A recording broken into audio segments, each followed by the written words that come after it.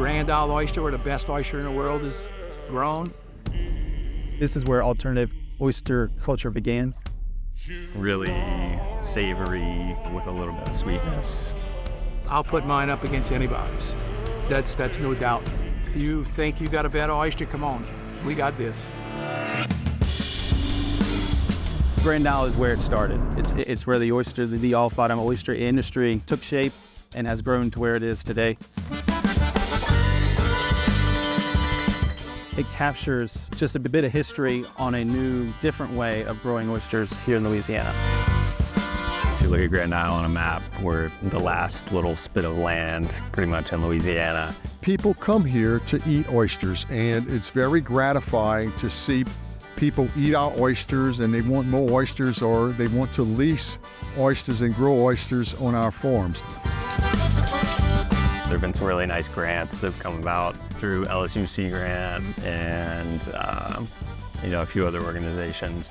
So that's really what's kind of spurred a lot of the new farmers coming down here.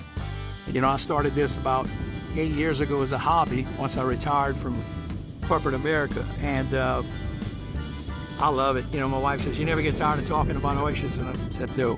What makes the Grand Isle oyster special is the water quality of Grand Isle. You know, we get lots of good salt water from the Gulf coming in at every high tide. Regardless of where the farmer is getting his seed, it's really the water of Grand Isle that's making the Grand Isle oyster. Just a good, salty, clean, smaller than average oyster, which is kind of a not your usual Louisiana oyster. Creamy, buttery, soft-boiled egg type texture to the oyster, and a lot of people crave that. We have a really thin, delicate-looking shell. It's just fascinating to see these babies from 2 millimeters to this size in 10 months. You know, we've introduced a lot of newbies to oyster eating, and they love them.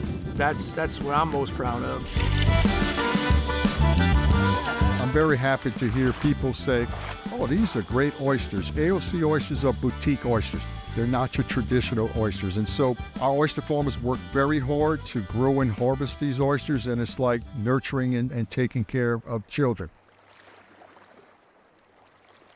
When they are successful, the Grand Isle Port Commission is successful, and the town of Grand Isle is successful, and the whole community that we live in is successful.